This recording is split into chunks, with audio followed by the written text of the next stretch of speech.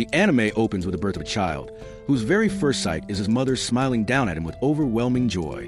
What no one in the room realizes, especially the ecstatic parents, is that this newborn is no ordinary baby.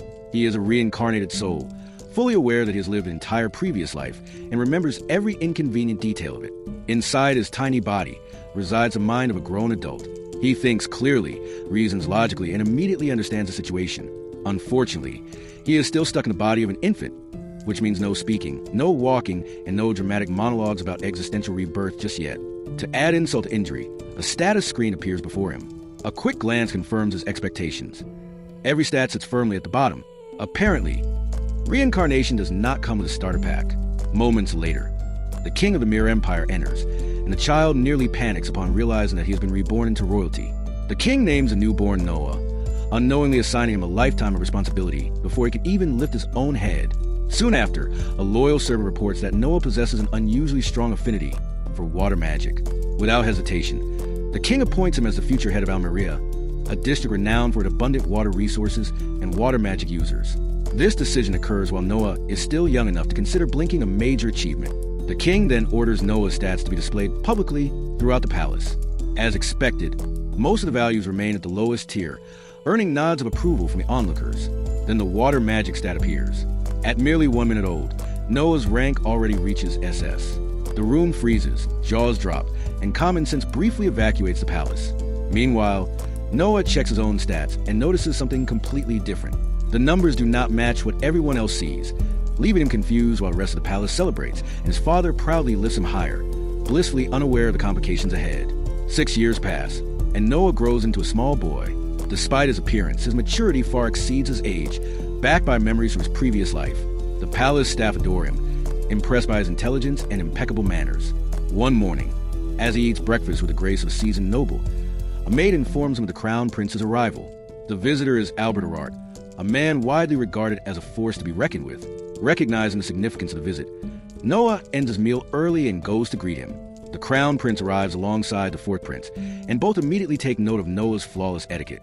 They openly remark that he shows the makings of a future chancellor, a compliment Noah accepts calmly, while mentally noting that he still needs help reaching high shelves. Skipping unnecessary pleasantries, the crown prince presents his reason for visiting: a gift. A servant enters carrying a coffin-like container, his expression strained from both its weight and the oppressive energy it emits. The object radiates hostility, as though it actively resents being carried by someone weaker than itself. When the container opens, a sword is revealed, one that looks disturbingly pleased with the idea of consuming lives. The crown prince orders Noah to wield the blade. Though phrased politely, the command leaves no room for refusal. Noah senses the sword's bloodlust immediately, but steps forward regardless. His resolve wavers when he grips the hilt, yet he forces himself to lift it. His form is far from perfect, but he manages to wield the heavy weapon long enough to demonstrate control. Only then does the crown prince reveal the truth. The sword is cursed and has executed most of its previous wielders after deeming them unworthy. The fact that it spares Noah leads to a simple conclusion. His SS rank stat protects him. The weapon is called Leviathan, a sword infused with devastating water-based power capable of making the world tremble. After delivering this cheerful revelation, the crown prince and the fourth prince depart, leaving Noah alone with the unsettling realization that his elder brother knowingly allowed him to handle something that could have killed him instantly. Assessing his position carefully, Noah swallows his resentment and continues his day. Picking fights with powerful siblings rarely ends well. Later that day, one of Noah's maids requests leave. He immediately notices a tremor in her voice and asks what troubles her. She explains that a severe flood has destroyed her homeland, leaving her mother homeless. Out of desperation, she considers working in the red light district to earn money for her mother's survival. Noah rejects the idea without hesitation, and instead offers both the maid, Zoe, and her mother a home within the palace. He even arranges a new job for Zoe's mother. Learning of the flood's aftermath, Noah orders the purchase of all affected land to prevent bandits and exploitation. When a servant questions the funding, Noah calmly explains that he plans to sell the land gifted him by his father to cover the cost.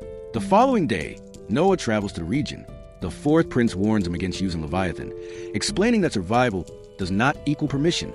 The sword may tolerate him, but misuse could bring severe consequences. Upon arrival, Noah discovers that the locals receive barely edible food. Those in charge secretly skim ingredients for profit, turning relief efforts into a personal business. Noah's sense of justice ignites, and for the first time, rage overtakes him. He confronts the man responsible, who, unaware that the child before him is a prince, responds with arrogance. That ignorance seals his fate. Noah summons Leviathan and demands its power. The sword resists at first, but it senses unwavering resolve and submits. In a single decisive strike, Noah decapitates the corrupt official, sending terror through soldiers and peasants alike. Realization spreads quickly. They stand before royalty. Everyone kneels. Far away, news of Noah wielding the cursed sword reaches the crown prince. Instead of concern, amusement fills him. He laughs loudly, realizing that his younger brother may be far more useful and far more dangerous than he initially assumed. The second episode opens with a narrator introducing the capital city of the Mirror Empire. Beyond serving as the political heart of the empire, the city also functions as its financial nucleus. Over time, it has grown into the most prosperous city in the world, one that now falls directly under the jurisdiction of a young prince, Noah. By this point, Zoe has taken on additional responsibilities under Noah's command and is almost always by his side during his daily routine. Her diligence makes her invaluable to him, while the steady work allows her to support herself comfortably. On this particular day, the two head together to a grand hall to attend a performance they have been anticipating. The event is a singing performance by a young woman named Aleki. From the moment she begins to sing, Noah finds himself completely captivated. His jaw visibly drops as her voice fills the hall. While he can recognize that her technique still leaves room for refinement, having heard far more polished singers before, he can tell that Aleki sings from genuine passion rather than mere necessity. That sincerity alone sets her apart. Just as Noah and Zoe are enjoying the performance, three men abruptly barge into the hall without tickets, shattering the atmosphere. Without a hint of shame, they storm the stage and declare that Aleki will never be able to repay her parents' debt through singing alone. They crudely insist that she abandon her passion and sell her body instead. The words immediately sour Noah's mood. Not only are they cruel, but they also interrupt his moment of peace. He steps down toward the stage and calmly announces that demanding repayment of a parent's debt from their child is illegal under imperial law. The men, unaware of his identity, respond with arrogance, mocking him and telling him to run back to his mother. Noah feels no need to announce his status. Instead, he draws his cursed sword and incapacitates all three men in an instant, carefully ensuring they survive.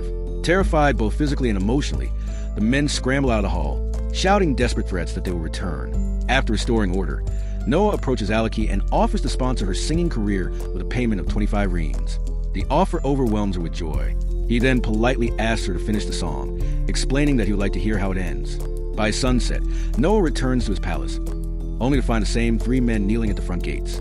A servant explains that they have come to apologize. Noah immediately realizes they must have learned his identity. While he has no intention of punishing them further, he refuses to grant them an audience, stating that a prince cannot be met at will by commoners. Prince Henry, the fourth prince, overhears his decision and praises Noah's judgment, noting that granting such informal meetings would only diminish his authority. The two move somewhere private, where Noah explains that his refusal was deliberate. By leaving the men fearful rather than furious, they would be less likely to harass Aleki again. Prince Henry is stunned by Noah's insight, remarking that no one their age could think so strategically. He compares Noah to his peers, Frank and Gary, who are the same age but far less capable. Noah privately reflects that Frank and Gary are his half-brothers, born of a different mother. Shifting the conversation, Prince Henry admits that what impresses him most is Noah's mastery over the cursed blade Leviathan. Once a national treasure that no one could wield, it now obeys Noah completely. When Noah casually summons Leviathan out of thin air, Henry momentarily loses his composure. Noah explains that the sword can shrink itself and be hidden within a sleeve, one of its many functions. Prince Henry is left in genuine awe, convinced that Noah is truly exceptional. Together, they head toward a royal gathering. Along the way, they encounter the same men from the concert once more, bowing repeatedly in hopes of forgiveness. When one of them loses his temper, Noah suppresses him instantly using Leviathan's power, explaining to Henry that even small portions of the sword's strength allow him to do such things. At the party, Noah's entrance draws immediate attention. Despite his young age, his elegance and composure astonish the assembled nobles. This time, instead of concealing Leviathan, he openly wears it. When questioned, Noah announces the sword's name and reveals that it was a gift from the crown prince himself. The revelation excites the room, until one noble scoffs, claiming the blade must be a replica.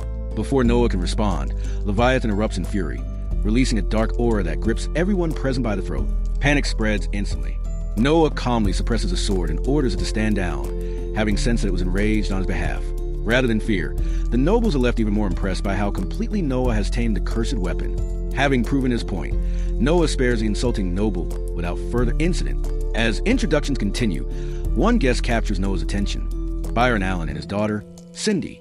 After only a brief exchange, Noah deduces that Cindy is not Byron's biological daughter, but a former slave. Rather than thinking less of Byron, Noah is impressed by her compassion in taking her in. Byron soon excuses himself, likely to avoid attracting jealousy from others for holding the prince's attention too long. As Byron departs, Noah senses something unusual about Cindy. Despite her timid demeanor, she displays a strange protectiveness toward Byron. When Noah releases a trace of Leviathan's power, her instincts sharpen rather than collapse into fear. The detail intrigues him, though he decides to investigate later. The following day, Noah strolls through the city when Prince Oliver encounters him in a carriage and invites him on a treasure hunt. They visit Cobalt Street, a place known for rare artifacts, many genuine, many counterfeit. During their search, Noah encounters a book possessed by the vengeful spirit of a wind sorcerer. He destroys the spirit with ease, greatly impressing Prince Oliver. A nearby merchant witnesses the feat and invites them inside, presenting a peculiar artifact that always returns to him no matter how often he discards it. Noah places it on his finger and discovers it can transform into armor. He decides to purchase it, but Prince Oliver insists on paying, offering it as a gift. The episode concludes with Noah returning to Aleki's, singing Hull once more. When her performance is interrupted again by a disruptive guest, Noah intervenes. The owner apologizes, claiming such customers keep the business alive. In response, Noah calmly resolved the issue by buying the establishment outright.